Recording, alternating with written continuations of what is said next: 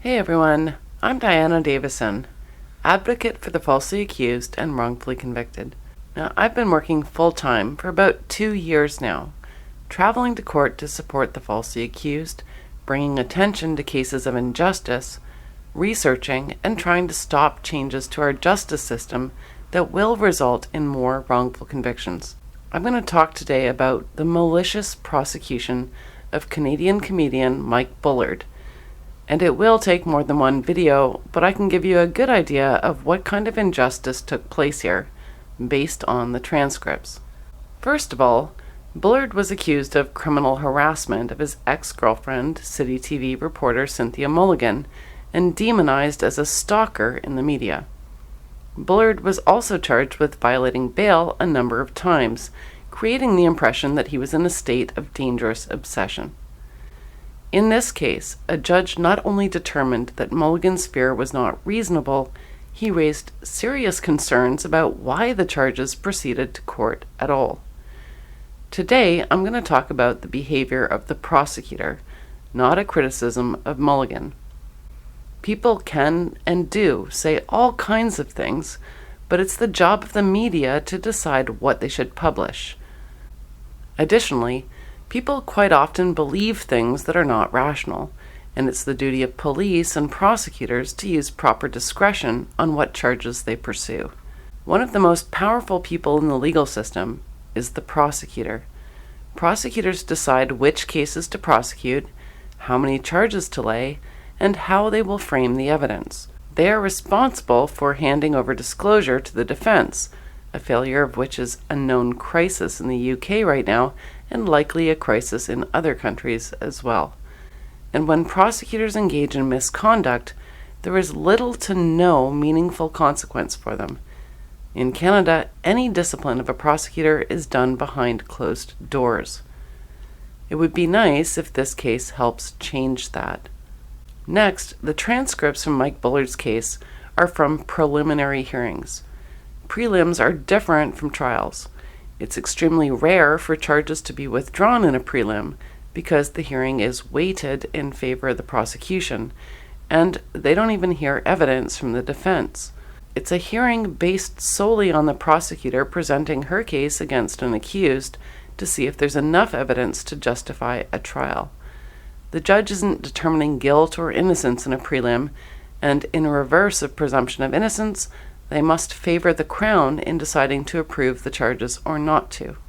In Mike Bullard's case, with the prosecutor's advantage, the judge dismissed the main charges and delivered very harsh words to the prosecutor against proceeding with the remaining issues because charges were not in the public interest to pursue. But she pursued them anyways. So Mike Bullard pleaded guilty to the remaining charges. He was dealing with a prosecutor who went off the reservation. So far off the reservation, she almost made it a crime for journalists to ask an accused person for comment before publishing an article. First, let me explain the difference between harassing communications and criminal harassment. Harassing communications are an annoyance, like the phone call I get every week from a voice recording speaking Mandarin at me. I can't call them back to tell them they have the wrong number, and even if I could, they wouldn't understand because I don't speak Mandarin. So I have to put up with it. And it's been going on for months.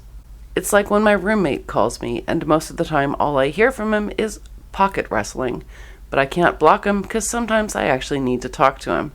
It's like YouTube comments. Sometimes you just have to get used to it. But it's annoying. Then there is criminal harassment, commonly referred to as stalking. I've been stalked before, and it is extremely scary. It involves obsession, an unhealthy and dangerous fixation which puts the target's safety in jeopardy.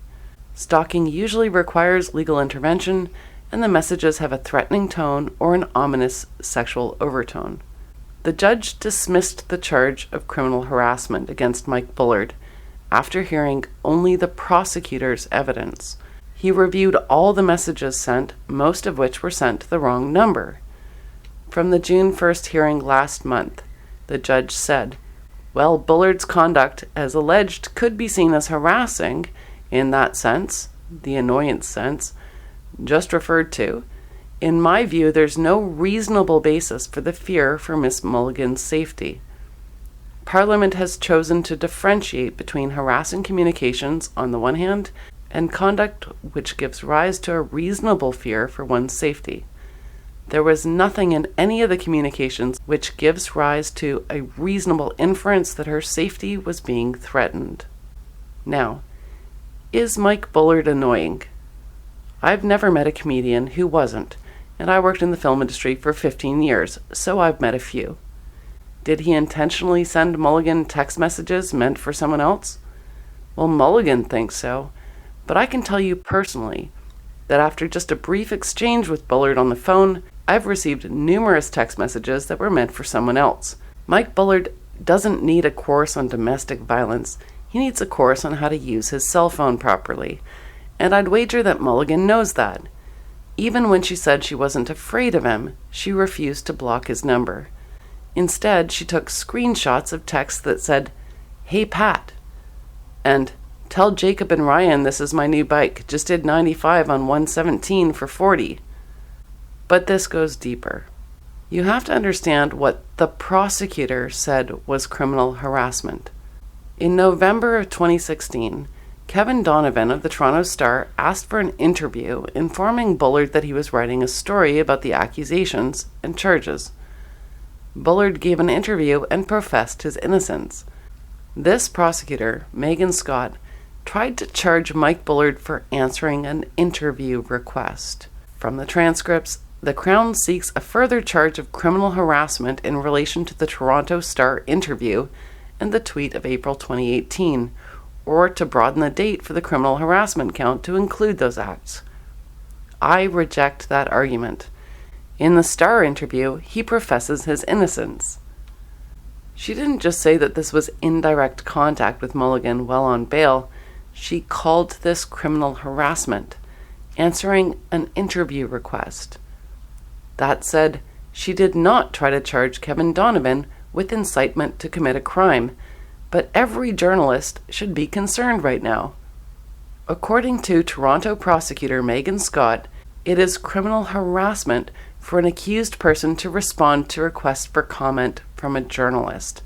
And that is the prosecutor who basically forced Mike Bullard to take a plea bargain. How can you reason with someone like that? One of the charges Bullard had to plead guilty to was this. From the transcript, he called and texted Mulligan on his way to the hospital. He remained there for a week. The Crown wants Bullard to stand trial for both those counts. One would think, as a matter of policy, if someone is overdosing and could therefore die, we would want that person to reach out to people. But it is a breach, and if the Crown believes that's the appropriate exercise of Crown discretion, he will be committed on those two breaches. Is it appropriate? The judge certainly didn't think so. But unlike a trial, the judge could only dismiss charges that had zero chance of success. The question was not, should you charge him, but can you? Again, this is the prosecutor Mike Bullard was stuck with. Now, there's a lot more wrong with this case than just the prosecutor's lack of discretion. The media is supposed to keep an eye on prosecutors, but what happens when the complainant in the case is a member of the media? Will they be unbiased? Is that why Heather Malick from Toronto Star gleefully and repeatedly tweeted out that Bullard was a stalker, even after the criminal harassment charge was dismissed?